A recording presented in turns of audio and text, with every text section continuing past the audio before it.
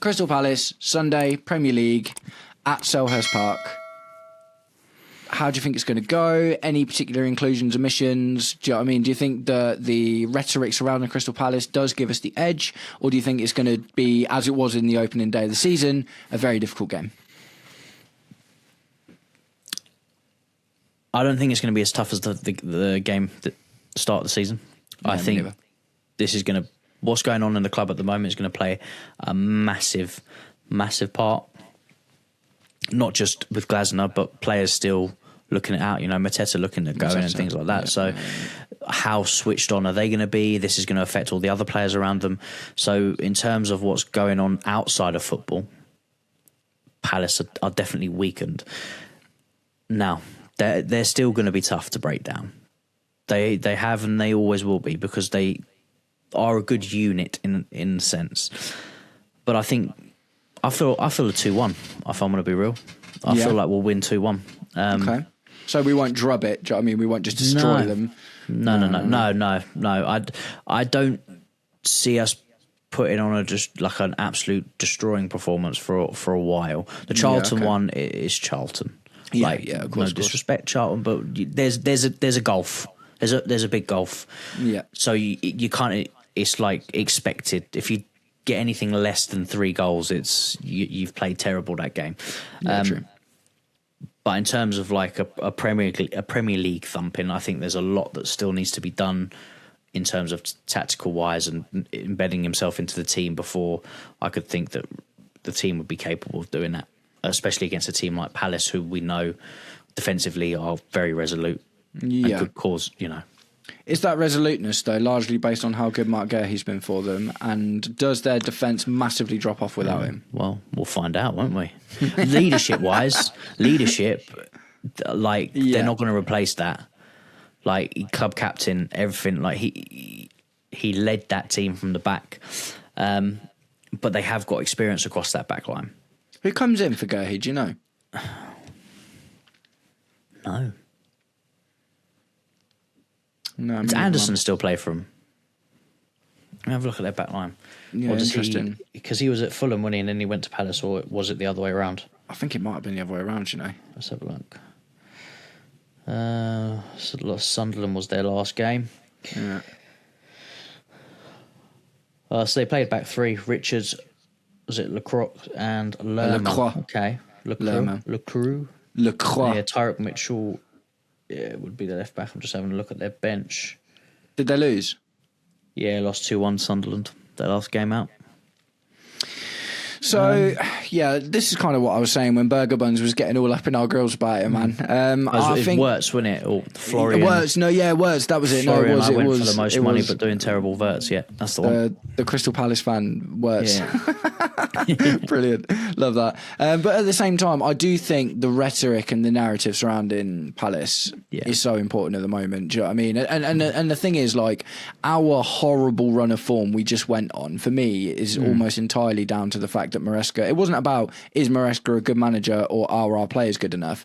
It was Maresca was letting his beef with the board affect the team and the performances. Do you know what I mean? So I think if Glasner, look, we talked a little bit about this today, but I think if Glasner is looking for an out, but he wants to get paid to leave and he just doesn't want to do the rest of the season, I think that is toxic, man. That's really toxic.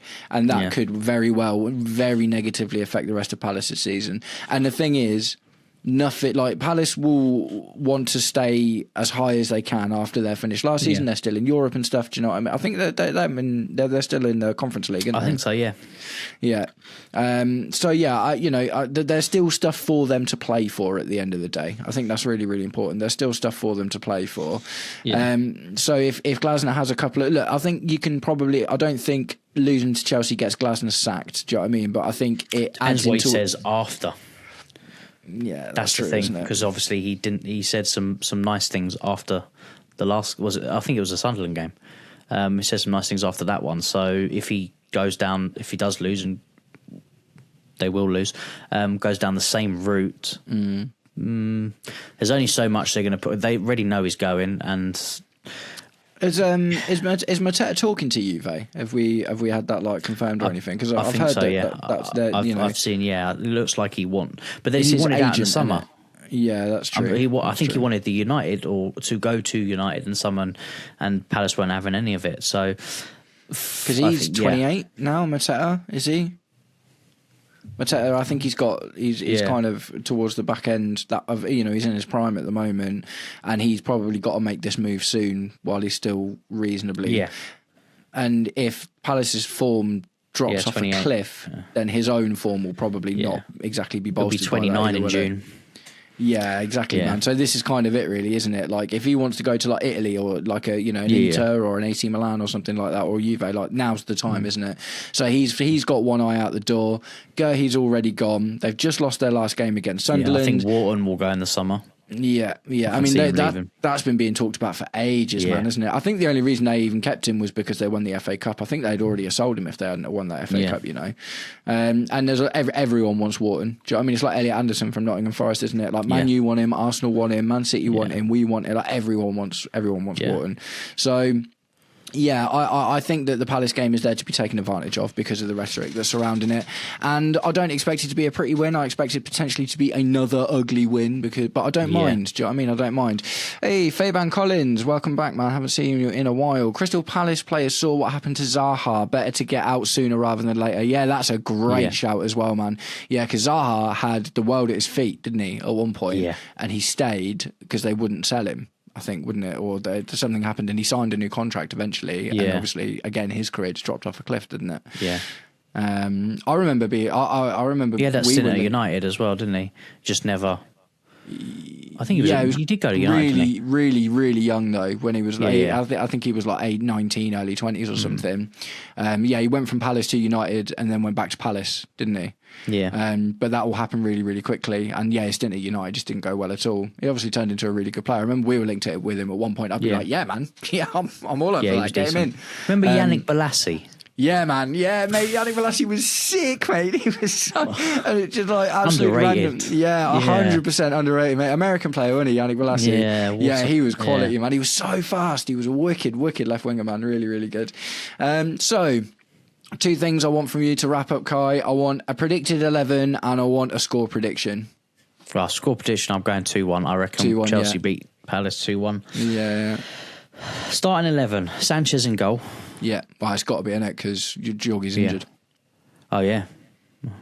Might need a new goalkeeper now. Yeah. James. So we've got loads. Yeah. Loads. James right back. Yeah. Fofana, Chalobah. Hope so. Cooks. Midfield, Enzo. Palmer definitely out. Actually, no, you know what? I wouldn't start him anyway, even if he is available. If I'm going to be real for the Napoli game. Yeah, I'm going to go Caicedo, Santos, Enzo. Yeah. Esteval, Pedro Neto. And I'm going to go...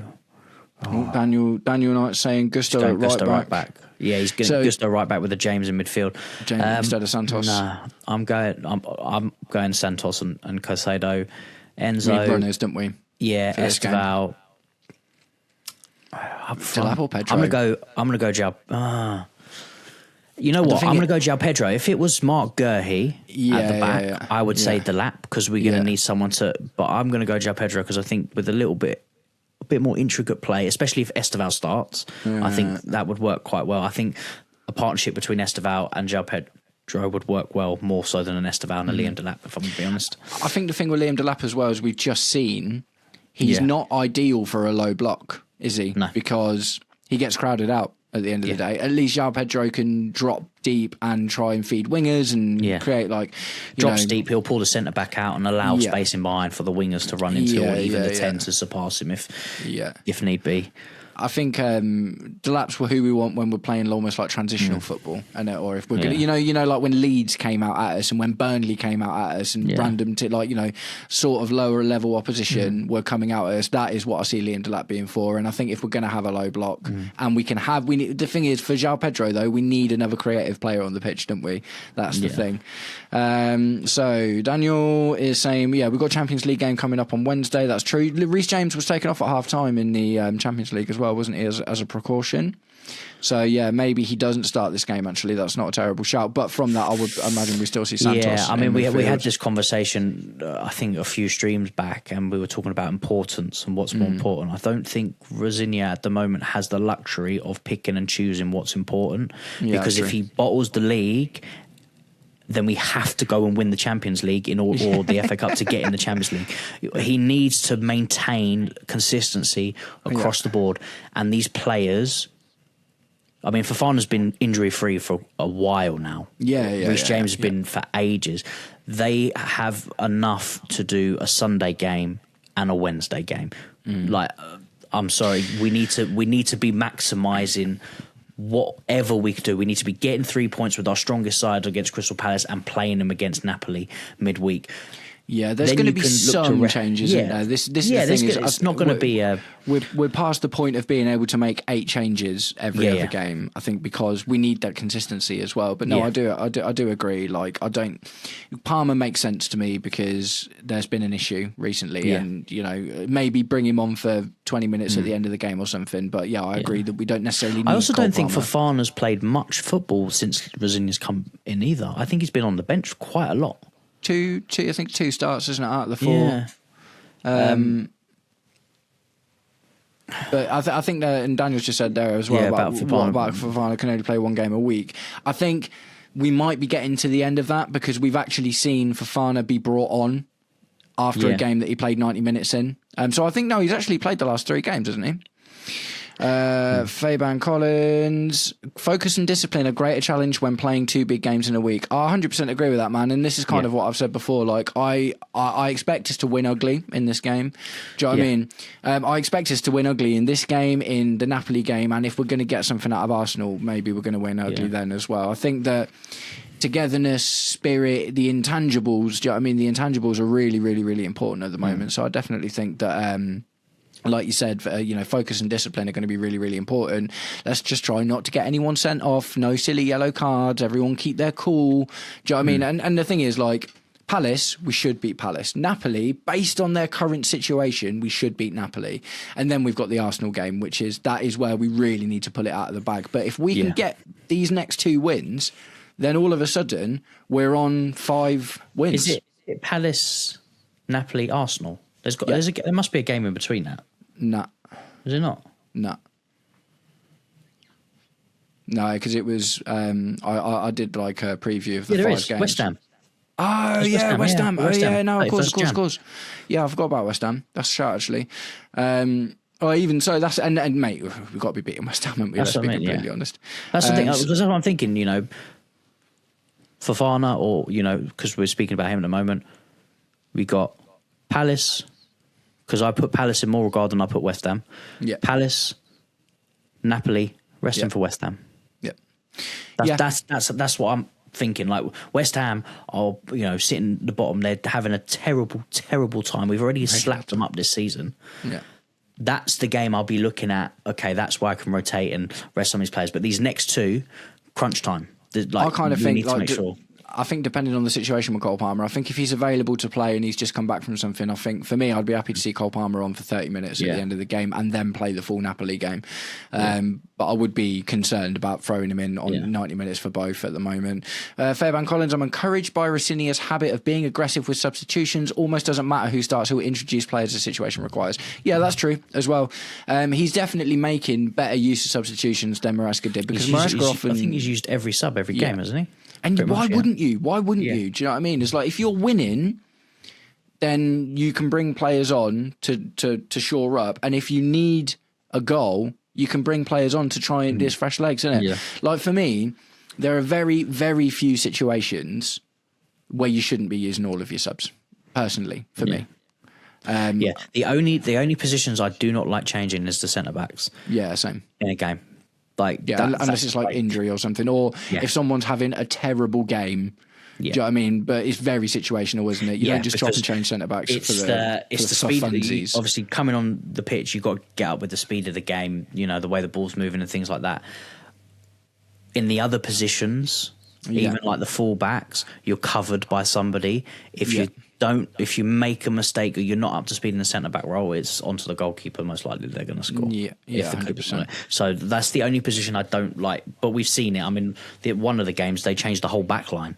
Which is nuts to me. But yeah, it is all a bit crazy, isn't it? But I guess some of that experimentation, I don't think we'll see a huge amount of it, not nearly as much as we did Maresca. But at the end of the day, Rosinia's just come in, hasn't he? So he's got to be like, I need to see everyone play at the end of the day, because otherwise, what's going to happen is like, he's just going to start doing what Maresca did, rely on the same people over and over again, not necessarily based on form, based on experience, and not trusting youngsters and this, that and the other. And then we find ourselves in exactly the same situation we were just in. So I think that is time to start wrapping it up. This has been a really fun one, man. You guys have had loads of really interesting comments and stuff for us to talk about today. I would like to hand out a massive thanks. Oh, do you know what? Before I do anything, I'm going to do something that I haven't done for the last 2 hours. If you are here and haven't already liked the stream, please give us a little click, man, because it ultimately will, even after it uploads, it will help it get out to more people.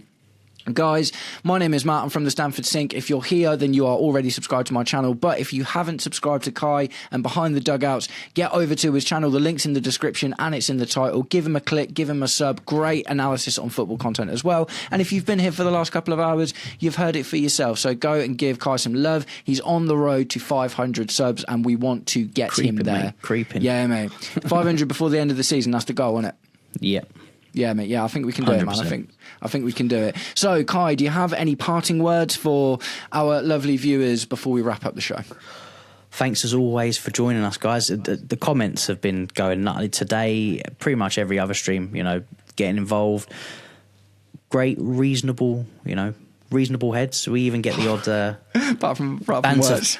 Banter fan jumping. But it's always good, I love engaging with everybody. I'm enjoying them, man. The streams are really good. They're really enjoyable, and connecting with everyone it's been great. And let's just get the win this weekend, Chelsea. Please, just keep that train rolling, man. Just keep it rolling.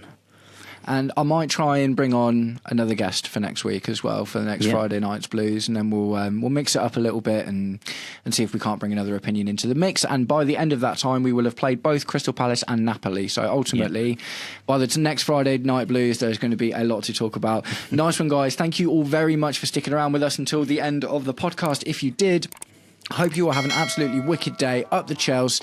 Let's smash it on Sunday. Me and Kai will catch you all very, very soon. Take it easy. Peace.